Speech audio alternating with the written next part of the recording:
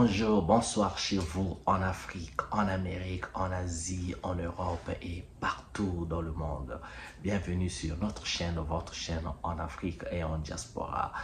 Aujourd'hui, on va parler un peu de cette vidéo particulière qui démontre un état d'esprit dangereux. Alors, il s'agit de quoi? Vous savez, aujourd'hui, en ce 21e siècle, en cette année, on assiste à une montée des panafricanistes.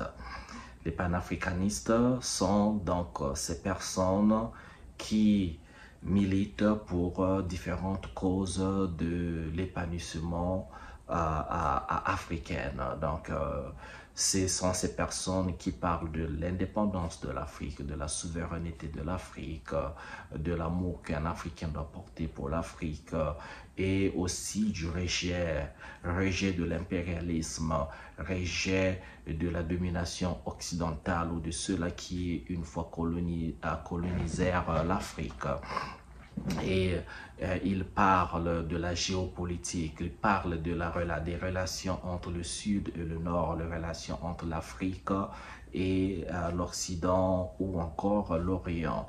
Et ce sont des gens qui sont toujours dans l'analyse des différents événements politiques qui se déroulent en Afrique et aussi qui touchent les différents partenaires africains. C'est des gens qui sont intéressés sur les décisions politiques prises par les leaders africains et ils portent un mot sur si ces décisions sont de bonnes décisions ou ces décisions sont portées pour aider le peuple africain ou pas. Et donc, ce sont des gens qui aussi donnent des conseils, c'est des gens qui se battent aussi pour l'identité africaine, sur le retour des valeurs, sur concilier avec être soi-même et bien sûr, on peut être soi-même, mais en étant aussi avec l'autre. Bref, c'est panafricaniste, c'est plein donc ce sont ces personnes-là. Et le panafricanisme n'a pas commencé avec ces personnes. Et aujourd'hui, parmi ces panafricanistes, on citera des noms comme Nathalie Yombe, des noms comme Franklin Nyamsi, Kemi Seba, Mbanda Kani, Segoyuke Gewe, Luc Abaki. Ils sont nombreux en fait, ils sont nombreux, c'est les plus connus et les plus connus et les moins connus. Ok, ben, toute personne qui travaille donc dans le sens de tout ce que je venais d'énumérer. Alors, ça n'a pas commencé avec eux, ça a commencé avec les pères de l'indépendance. Pendant les indépendances ou à l'orée des indépendances, on n'a pas, les Occidentaux ou les colonisateurs ne se sont pas levés juste comme ça une fois pour dire, bon, écoutez, la colonisation est finie, on vous adore, comme ça on veut votre liberté. Non, c'est toujours arrivé par les protestations, par les combats des Africains qui pensaient que tout ce système colonial ne servait pas le bien de l'Afrique et c'était un système juste exploitateur qui exploite donc les ressources minières et aussi les ressources humaines de l'Afrique.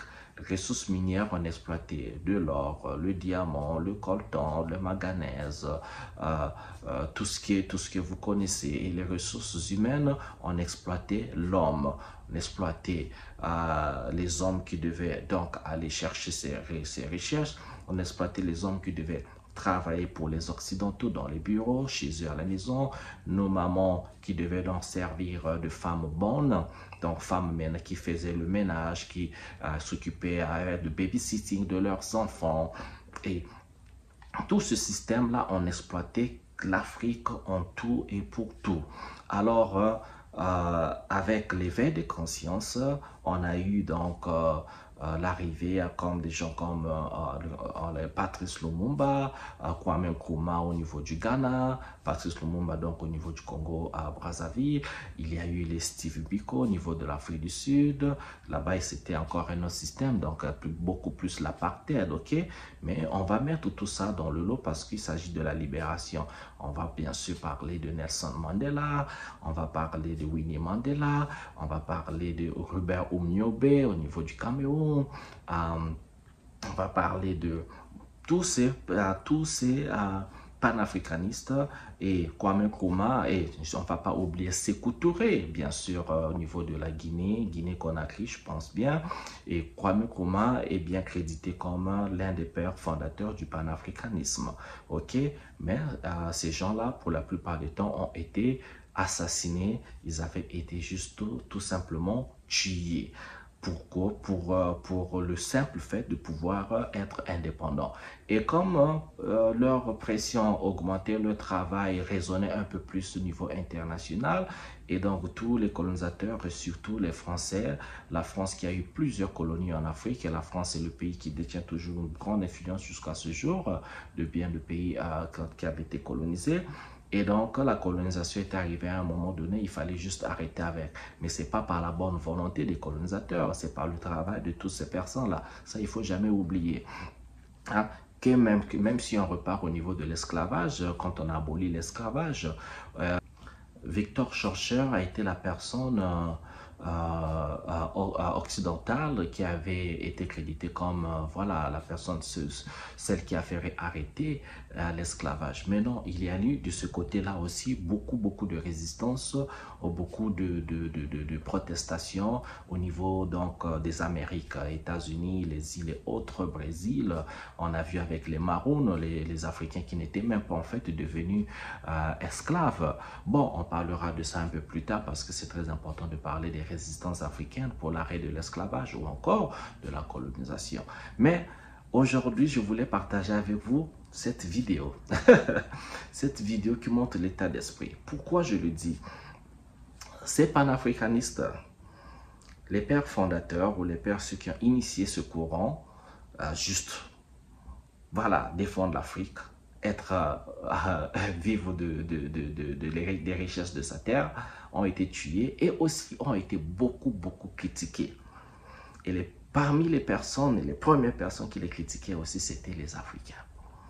Ce combat de l'Afrique vers l'avenir a connu beaucoup d'anicroches. Et ces anicroches ont, pour une grande partie, ont été provoqués par les Africains. Les Africains eux-mêmes ont mis des bâtons dans les roues de cette marche vers l'avant. Aujourd'hui, je lis des commentaires quand Kémy Séba fait ses discours, il y a des Africains qui arrivent qui disent ah, le gars il parle trop et tout ça. La même chose qu'on dit à Kémy Séba aujourd'hui, sur Kémy Séba, c'est la même chose qu'on disait sur Patrice Lumumba.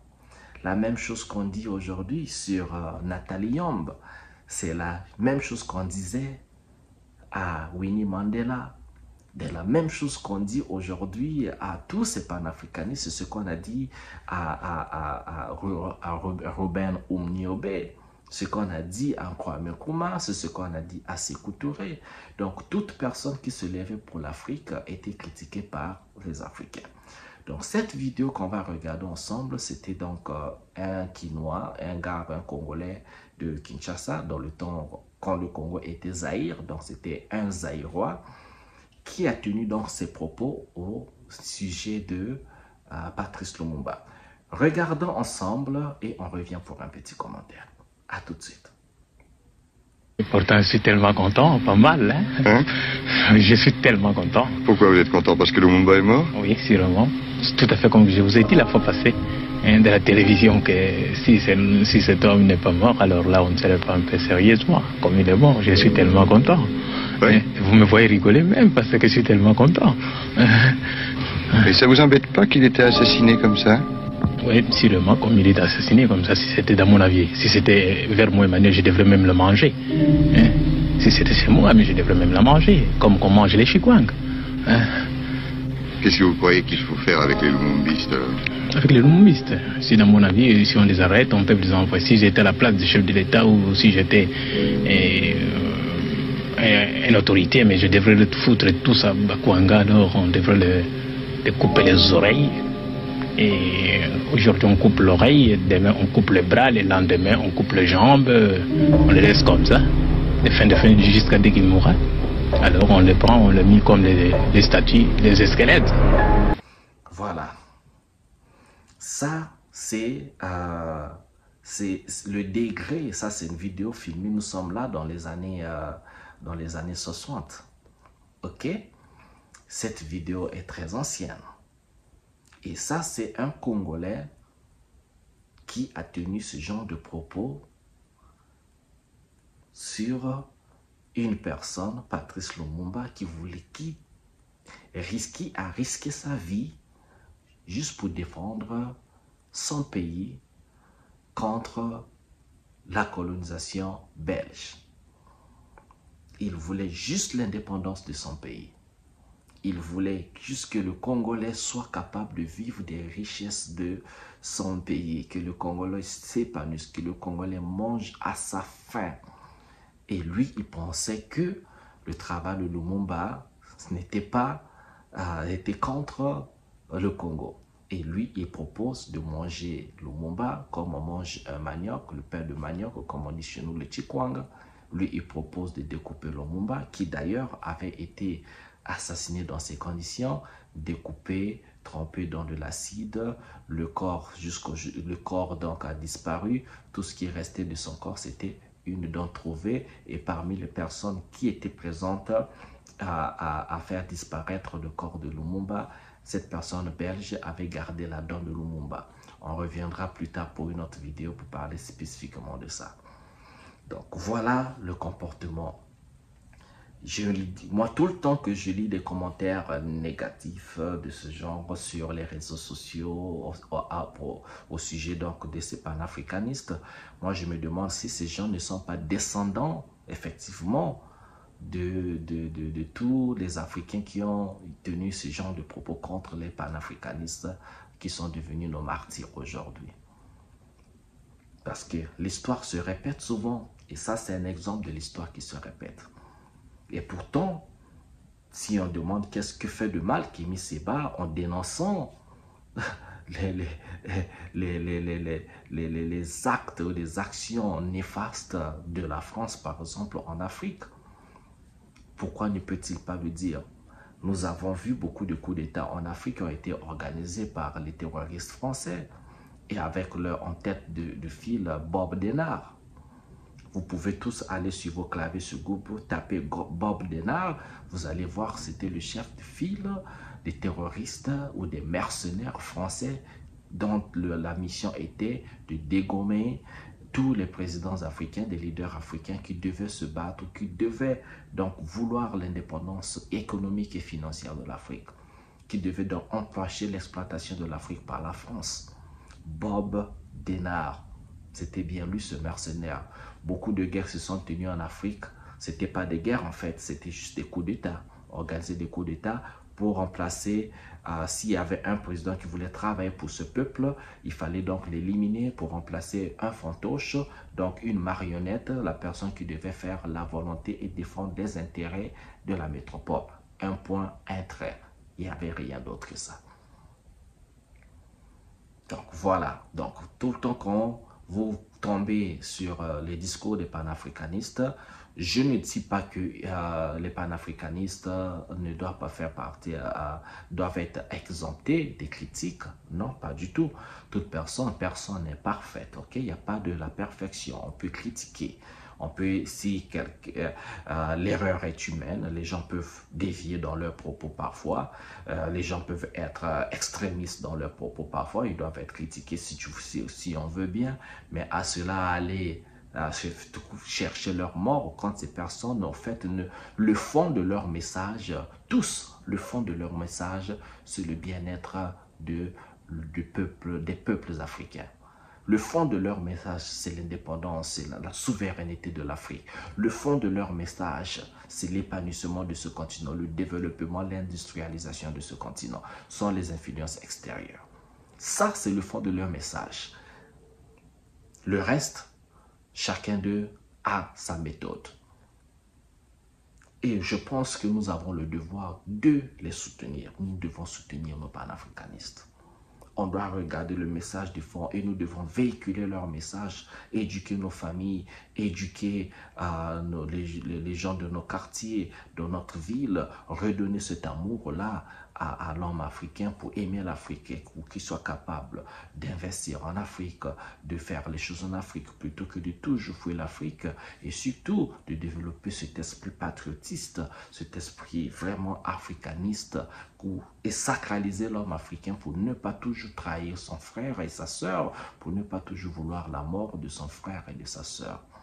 Et ce n'est que de cette manière que, en cultivant cet esprit-là, de défendre, de défense de l'Afrique, ce n'est que de cette façon que nous pouvons réellement être capables de mettre un prix à nos produits et un prix sur le marché international, un prix sur le marché africain, un prix sur la personne africaine. Merci de m'avoir suivi. On se retrouve à une autre vidéo. Pour l'instant, je vous souhaite bien le bonheur chez vous. Ciao, ciao.